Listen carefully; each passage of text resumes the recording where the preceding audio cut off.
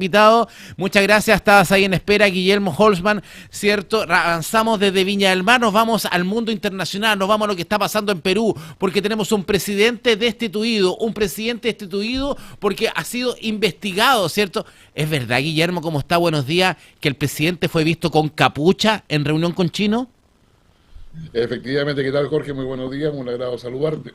En el día de ayer, finalmente, el Congreso peruano, en una sesión extraordinaria, destituye al presidente por 6 acusaciones que llegan al Congreso y que entre ellas está la que tuvo reuniones, yo diría, no solamente reservadas, sino que francamente clandestinas, cuando llega con una capucha para que las cámaras no lo puedan mirar a una comida con empresarios chinos. Empresarios chinos que además no solamente representaban intereses legítimos de empresas, sino que también había personas que eran buscadas justamente por delitos asociados al crimen organizado. Estamos hablando de fraude, corrupción, etcétera, y que tenían orden de aprehensión. Entonces, eso se suma a otras varias acusaciones en términos de abuso de poder, si se quiere, en términos de contrataciones al interior de la oficina presidencial, a una serie de reuniones a alta hora de la noche que se realizaban allí, bueno, y hay varias otras acusaciones que finalmente llevan a lo que vemos en pantalla, a la sesión del Congreso peruano que da por terminada la gestión de presidente encargado de Giri, que es el presidente que estaba había asumido hace 4 meses para poder llevar a cabo todo el proceso de llamado a elecciones que van a ser el próximo 12 de abril.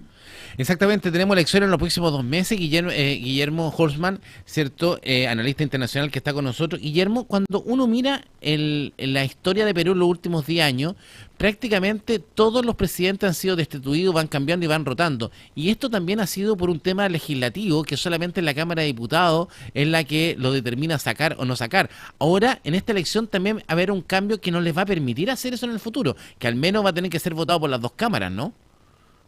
O sea, primero entender que Perú hasta ahora es unicameral, mantiene solamente un Congreso. Perfecto. Antiguamente Perú tenía 2 cámaras, pero hubo un cambio constitucional hace unos años atrás que lo llevó a una cámara. Entonces, el tema está en que la Constitución permite que sea bastante, digamos, fluido la posibilidad de hacer acusaciones constitucionales, y eso ha llevado a que cuando hay conflictos políticos al interior de Perú, finalmente estas se deciden en el Congreso unicameral, a quienes deben tener más de 80 votos para poder sustituir, 87 votos específicamente, para destituir al presidente electo. Pero en el caso que hoy día tiene Giri, que fue destituido con 75 votos, es porque él está en la línea sucesoria. Recordemos que esta situación, esta última por lo menos, parte con Pedro Castillo, que Pedro Castillo es justamente electo como presidente. Luego es acusado, destituido por el propio Congreso, y ahí asume, digamos, Boluarte, ¿ya? Digamos, Delcy Boluarte, quien en definitiva también es acusada el año pasado, digamos, y ella asume como vicepresidenta. Y es destituida el año pasado. Frente a esa situación le correspondía asumir la presidencia del país Claro. al presidente del Congreso. Y eso tiene menos quórum para hacer esta destitución que fue la que pasó ayer. Ahora, cuando uno ve las diferentes reuniones, situaciones, le cuesta imaginarse un presidente en Chile acusado de entrando a una reunión encapuchado, se imagina entrando a Boric encapuchado o a Piñera, no se imagina ese tipo, o a Kast ahora, ¿cierto? Pero no es menor lo que ha pasado. Hay una información, sobre todo con el puerto Chancay, no sé si tenga relación directamente con José Cheri, ¿cierto? Que hay un fallo que limita, mira lo interesante. Estamos hablando que China invierte una gran cantidad de plata en el puerto Chancay, ¿cierto? En Perú. Puerto Chancay interesantísimo porque nos quita un protagonismo importante en Latinoamérica, sobre todo a nuestros puertos. Pero se empieza a investigar y hoy día prácticamente este puerto Chancay, más que ser un puerto peruano, es un enclave chino en Perú. O sea, hay un fallo que incluso limita la regulación peruana en Chancay. Eso tiene algo que ver con la relación de los chinos con diferentes peruanos, porque no es primera vez que se relaciona China con Perú, ¿no? No, no es primera vez. China tiene importantes inversiones en Perú. No están relacionados ambos casos, pero están en el mismo contexto. O sea, el problema es ese. porque estamos hablando de empresarios chinos que se dedican a otras áreas, estamos hablando del tema de la forestal, estamos hablando de un tema minero en el norte peruano, que son los empresarios que están involucrados en esto. Hay otros que se dedican a otras cosas, que es el retail chino, que lo conocemos nosotros por el mall chino. Pero el tema de Chancay es aún mucho más complicado. ¿Por qué? Porque cuando se decide la inversión de China para la construcción del puerto de Chancay, se hizo con una ley especial para Chancay. Es decir, digamos, y por eso la Corte Suprema, digamos, las cortes los judiciales en Perú, le dan el favor a China. ¿Por qué? Porque están amparados por una ley especial donde la administración interna del puerto está con una ley distinta a la que rige en el resto del Perú.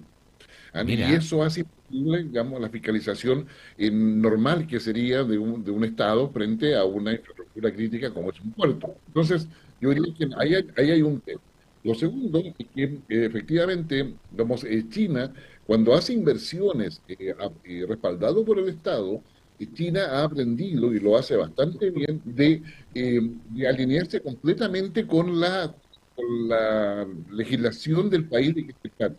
Acá lo hemos visto con el tema energético, lo hemos visto varios otros temas en términos de los puertos, incluso la migración de claro. puertos, con varias otras cosas donde, por el caso del litio, por ejemplo, China da cumplimiento completo a lo que la legislación le pide. Luego ellos colocan cláusulas especiales para asegurar la inversión y evitar efectivamente de que esta inversión sea gestionada por el Estado, y es ahí donde las Cortes Supremas o Cortes Constitucionales normalmente le dan la razón justamente a China en virtud de todas esas precauciones que toma China para ello. Ahora, Guillermo, bueno, este día miércoles, hoy a eso de las 6 de la tarde, hora peruana, debiésemos ya conocer el nombre del nuevo presidente y presidenta, que debiese llegar, ¿cierto?, hasta por lo menos durante 60 días o 120 días hasta que ya hayan elecciones en Perú. Elecciones donde hay más de 50 candidatos inscritos, donde no está nada claro de qué coalición puede estar punteando, ¿cierto? ¿Quién debiese ser el favorito para ser presidente o presidenta hoy elegido por el Congreso peruano? Hoy día, considerando que, como tú dices, son muchos candidatos, hay una fragmentación político-ideológica importante, hay una fragmentación social, una tendencia a la polarización en la sociedad peruana, más allá de los temas de economía informal que tiene, que Perú eso no es poco, a pesar de sus buenos números macroeconómicos, digamos que es una paradoja en términos de cómo se Impresionante. tiene Perú. Sí, digamos, yo diría que van a haber dos fuerzas que se van a enfrentar para la elección del 12 de abril, sí y ojalá que se mantengan. Una es una fuerza conservadora, populista, nacionalista, que es de derecha, básicamente, que el candidato, ahí, si mal no recuerdo, de Aliaga, y luego está el Frente Popular, o digamos, la Fuerza Popular, en realidad, que es Keiko Fujimori, que tiene un capital político importante y que ella podría perfectamente llegar a ser presidenta, digamos, de Perú. Sin Ahora, embargo, claro. claro, ahora ella, Keiko Fujimori está con un 12% aproximadamente de adhesión en las encuestas, dentro de 36 o 38 candidatos que están ya inscritos, que están, que están en carrera. El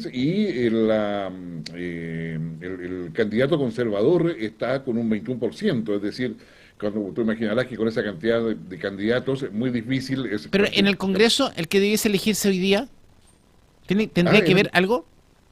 hoy día hay cuatro candidatos, porque lo que se elige hoy día es el presidente del Congreso. El Y es el que presidente, asume como presidente de la República. y él asume en esta situación de emergencia institucional que tiene Perú, él asume como presidente de la República. Ahora, este presidente va a tener las potestades y atribuciones presidenciales. Ahora, lo que esperamos, desde el punto de vista del análisis, es que las elecciones se mantengan para el mes de abril. Claro. ¿Ah? Porque de lo contrario va a haber una espiral de violencia interna, o sea, por la situación socioeconómica y social y fragmentación ideológica que hay actualmente en Perú. Exactamente, porque en el fondo, hoy día, este presidente podría decir, el que asume hoy día, decir, hoy corramos las elecciones, lo podría decir. Y claro, pero para eso requiere que el Congreso esté de acuerdo. Entonces, por acá se juegan los intereses de los parlamentarios también. Entonces, porque varios de ellos quieren mantenerse en el Congreso. Recordemos que las acusaciones más importantes contra este presidente, como los anteriores, son de corrupción. Una parte Exacto. importante de ellos, es que no todos, están acusados en la justicia muchos de ellos están en la cárcel cumpliendo algún tipo de pena, ya sea en Perú o en Estados Unidos. Exactamente. Guillermo, vamos a estar muy atentos. Muchas gracias por este contacto, ¿ah? No, gracias a ti, Jorge. Tenga un buen resto de semana. Que esté muy Guillermo bien. Holzman, ¿cierto? Para conocer el análisis de lo que está pasando en Perú. Hoy se elige un nuevo presidente, cuatro ahí, nombre, una mujer, tres, una mujer